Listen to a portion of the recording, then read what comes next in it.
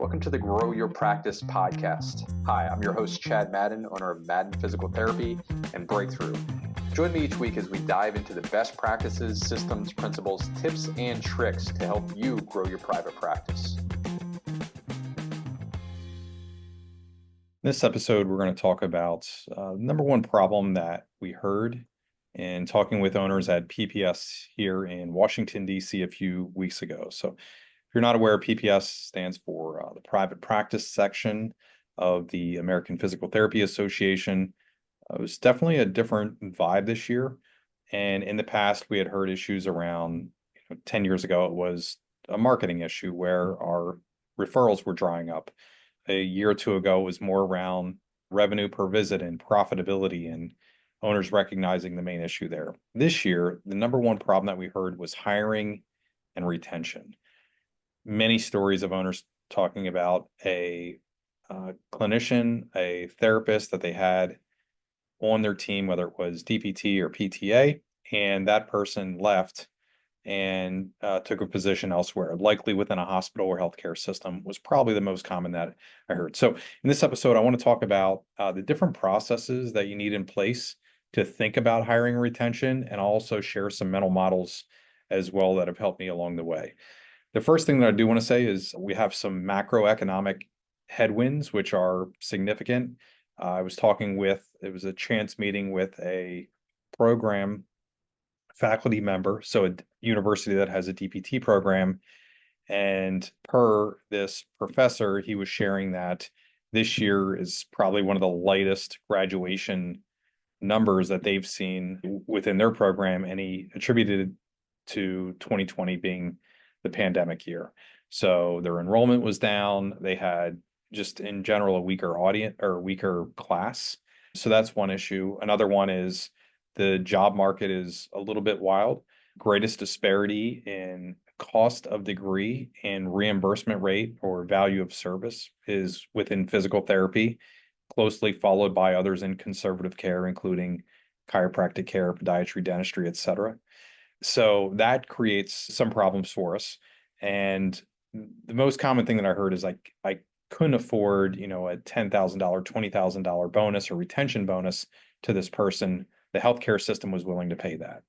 So after I go through the processes here, we'll talk about in those mental models that we might actually have a crisis of meaning with our delivery model as well. And we've been talking about that in one form or another for the last 9 or 10 years. But if I think about our processes that we have to hire and retain and build a team here within our own private practice, we have at least 11 processes that are part of that system. Number one is we use scorecards. This is not a new concept, but a scorecard is a document that highlights the roles, accountabilities, metrics, so how success is going to be measured, core values and competencies under development for every team member. Ideally, there's a quarterly scorecard review. This all comes from a book called Who by Randy Street and Jeff Smart, which I've recommended hundreds of times. But yeah, it all starts with scorecard creation. In the beginning, if you're not familiar with scorecards, you as the owner, and there's a position that you're hiring for, you create the scorecard, and that's the context of how we're talking about it here. Later on, once you hire somebody, that new team member is going to own their own scorecard. And I don't think we'll have time to talk about that here, but the context is you are creating a scorecard because you're hiring for a new position. And the second thing that we want to do, the second process is we use that scorecard to write an ad. I'm currently doing training with owners on how to use AI in a relatively short period of time. In the future, we'll be sharing checklists and other things that are helpful. But yeah, you can go through the roles, responsibilities, accountabilities, metrics, and competencies for any position, the core values that you're looking for. You can feed it into just about any AI. I use ChatGPT 4.0 right now, and you can write an ad from that speaks to exactly what you're looking for in a candidate. And I will say that 99% of the ads that I read from owners who are struggling hiring, they don't really have the time to do that, right? You don't have the time to think through what am I really looking for in terms of core values, the accountabilities metrics for every position. Isn't there an easy cookie cutter way to do that? The answer is yes and no. But the biggest thing that you can think about if you're struggling to write an ad is you want to be differentiated from the other ads that you see.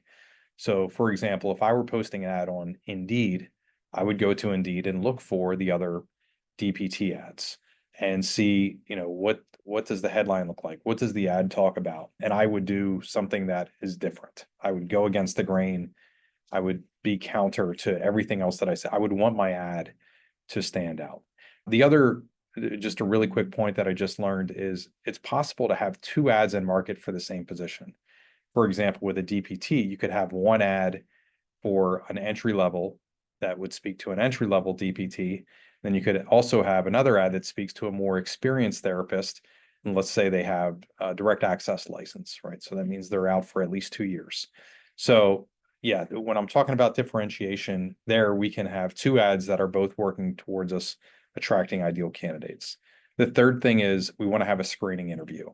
So as people are coming through and we're getting applications and they're emailing us or reaching out to us on LinkedIn or however they're applying, we want to have a 15, 30-minute phone call with this candidate to make sure that they're worth us investing 3 to 4 hours of our time to take them through the remainder of the interview process. So that's called a screening interview. We want to make sure that we're finding somebody who really matches what we're looking for in our scorecard. We go through 4 additional interviews: the who interview, which is basically a historical behavioral history interview; focus interview, which makes sure that it's a deeper dive into making sure that there are core values fit for our team; working interview. For example, for a therapist, we're going to have them do a mock evaluation. It's typically on me with the clinical director who's hiring, standing right there, just thinking through or assessing how the DPT thinks through a problem. We give them 15 minutes to assess and do for example, a treatment technique. We want to see how they're thinking when pressured for time. And then we also do a reference interview. So that would be the 4 interviews are process number 4. The 5th thing that we'll do is when the candidate matches everything that we're looking for, we're going to present a formal and written offer. There's likely some negotiation on compensation that's happening here. I classically refer you to the Chris Voss Never Split the Difference for negotiation and techniques, and he has some great stuff. But yeah, you should be prepared to have a written offer that highlights the position and what the person is being hired for, how you're going to measure success, and also the compensation as well. The 6th process that we have in place is onboarding. This is, okay, we hire Mary. Mary's going to start on November 1st. And what does her first 30 days, 60 days, 90 days look like as she's getting up to speed as a DPT? So that's onboarding. We have a process for that. 7 is the quarterly scorecard review. So once we do hire Mary, now she's going to own her own scorecard. She's going to be responsible for reporting on what she's going to do and also what she did.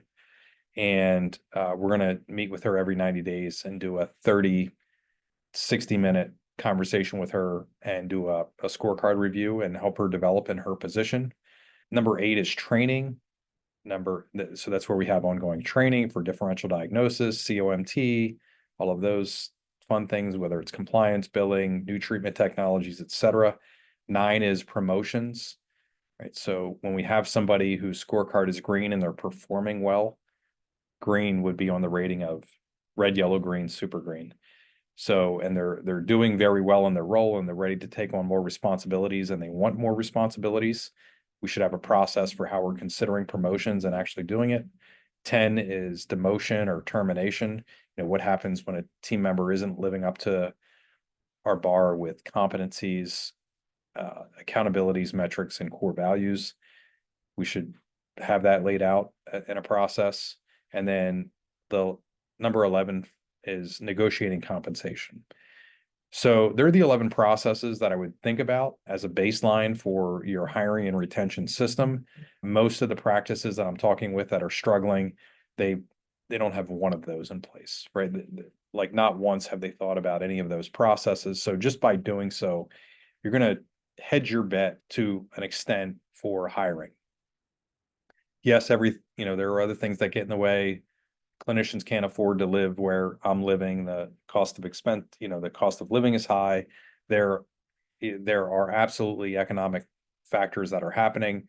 But if we're going to guess who has a growing team in this challenging environment and who does not, we know if we just look at a person's processes that they have in place for hiring and retaining, this chance of success is going to be higher. The next thing that I want to talk about is Daniel Pink talks about this in his book Drive. And I believe there's another book out by a similar name, but essentially they're going through studies and summarizing what they see in terms of what truly creates employee, team member, staff happiness. And they both argue against that it's only money, right? And they give comparisons and similar compensation brackets that people that have team members that have mastery, autonomy, purpose as part of their job, and they score high there in that role with the company, that there's some grace, right? That it's 100% of employees aren't just saying, okay, well, I'm earning 75,000 here, I can earn $77,000 across the street. I'm resigning today and going over there, right? So we want to again put processes in place that help us retain better. Mastery, autonomy, purpose is huge, Matt, and the way that we think about that within our organization is a career ladder. Before we continue with this episode, here's a word about our course, Profitability Under Pressure. How does your practice's profitability today compare to what it was back in 2019? Is it keeping pace with inflation? Hey, this is Chad Madden here. I want to introduce you to the Profitability Under Pressure program. This is a 90-day masterclass designed to help you build a robust financial system for your practice. Most owners aim to improve revenue per visit and enhance their bottom line. However, many are facing declining reimbursements and rising operational costs, making it challenging to maintain financial health.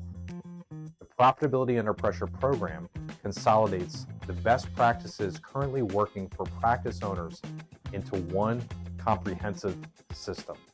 This program will help you boost profit margins, reclaim your time, gain time freedom, and assist more people in your community and leave a bigger impact.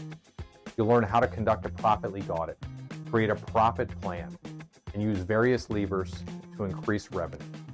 Additionally, you'll get a 90-day trial of our patient demand software and access to our exclusive Inside Circle community.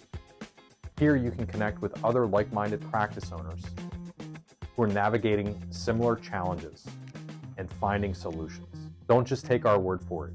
Hear from owners like Lance Gross, who added $1.1 million to his bottom line, Peg Gray, who got her finances under control, and Jeff Gersh, who saved time with our cheat sheet for increasing profitability. Don't miss this opportunity. Apply today for the Profitability Under Pressure program and start increasing your profits by $10,000 or more within just 90 days of implementation, guaranteed. Secure a more stable financial future for your practice. Click below and apply now to join the ranks of successful physical therapy private practice owners who transform their businesses with our program. Apply now. We're awarding 10 $1,500 grants for private practice owners. However, you must apply before November 1st. Click the link below to apply for the Profitability Under Pressure program and the $1,500 grant before November 1st. Thank you for listening this far. Now back to the episode. I'll give an example here. So we have had existing partners in our private practice who started with us as techs or aides. So if you have a PT tech, right? And the journey is this. They had a 4-year degree. They were with us as a tech or aide. They then ascended into a DPT program, right? They went back to school for their DPT. They completed that. They frequently were with us for an extended clinical from 8 to 16 weeks. They then became a staff therapist. They were hired as a staff therapist. They ascended to a team leader. A team leader oversees not only themselves, but typically a PTA or two and a tech. They then ascended to a clinical director role. They then ascended to have equity within our private practice. And that's just one example. If you're only talking about clinical skills, you could be talking about going from an entry-level grad to adding COMT or OCS, any other sort of certification, clinical treatment certification, and then getting to the point, at least in the case of a PT, to be a direct access licensed PT who can fill their own schedule, easily educate the public, et cetera. The other thing that I want to talk about is recently read a book called How to Never Lose an Employee by Joey Coleman. I don't necessarily understand, or I wouldn't say 100% of the book is applicable, but there are some things that he said that really caught my attention. One of those, he wrote, most of us as employers, as private practice owners, we likely have bellyached to or complained to our partner that we wish all of our team members, employees, cared about our practice or the business as much as we did, right? And I'm guilty. This was a very common thought that I had early in my private practice journey. And what Joey Coleman challenges owners to do of small, medium-sized businesses is to ask themselves or consider that most of their team members are saying, I wish the owner, meaning you, cared about me as much as you do the business. And when I read that, it hit home. And the best owners that I know that have growing teams, they've done an amazing job continually showing and through adversity, showing their team members that they cared about them. And that can be time, that can be a variety of things that we're investing, with our team members. But a lot of what I think about is how we can do that in the right way, because most of us are time starved and we're busy. What does that mean? Could be a recognition and acknowledgement, which is the easiest thing to do, the lowest hanging fruit in a weekly or monthly staff meeting. Recognize and acknowledging your team members when they do something really well. Case in point, this morning, I got a text from a friend, and this friend had texted me at 12:26 a.m. on Friday night. Obviously, my phone's off. I don't get it. But he had said that his girlfriend was expecting, that she was 16 weeks pregnant, and she was in severe pain. And, did we have hours early Saturday morning? I got back to him right away. I was unfortunately at a family, well, it was fortunate. It was great that I was there. I was at a wedding in Virginia, so I wasn't in town. But that, we would work throughout the weekend to get her scheduled as quickly as possible. And so we worked with our Hershey clinic, and Jan was able to get her in, get the expecting mother with severe back pain. She was able to get her in on Monday, saw her. She did amazing, 90% relief. And then I got a text back from my friend who said, hey, by the way, thank you. This was amazing. Jan was great. And I just took a screenshot of that and then shared it with Jan and also the scheduling receptionist, who Ashley, who made sure that the patient was able to get in. So little things like that, your team members are, regardless of their competency, they're doing good work somewhere. And it's really our role to find that and make sure that they're recognized and acknowledged for that. And I think that is easily overlooked and underestimated how important that is. I know in talking with a lot of team members or certain clinical directors or owners out there, oftentimes in a room behind closed doors, they will share that they don't feel appreciated in their role. And that is one of the most common reasons that somebody will leave. The other pitfall that I want to talk about in promotion is that can happen is like a squeaky wheel, right? So we can have team members, we bring them in, and if you've ever had a departure and you've had somebody leave, and I learned this from working with Kathy Borkowski from Facebook, but she shared, there's regrettable and non-regrettable departures. Regrettable is somebody who you wish was on the team, they were productive, they made the team better, right? Non-regrettable is obviously the opposite of that. And frequently what I've seen owners do is they will cater to or recognize and acknowledge the squeaky wheeled team member, not necessarily the one who's the most productive or the one who fits the core values the best or the one who elevates the other team members in the room, but they will promote or give time to or give recognition, acknowledge. They will go out of their way to recognize and acknowledge a team member who just who again is squeak. And it's this feeling of desperation that we can get as an owner, like, I don't want somebody to leave, therefore I'm going to devote all of my time, money, and resources to this squeaky wheel team member, right? That is an error, because what happens is the good team member who fits your core values, who is a team player, who elevates the play of others, that person is likely to leave. And if I'm to think through on this, it was ultimately the reason that I became a practice owner, is because I was in a situation where I thought I should have been recognized. I was being prepared to, take on more responsibility, a clinical director role within that company, and then somebody resigned, and I watched the owner of the practice promote the person who resigned into and gave them the responsibility. And a few months later, I left.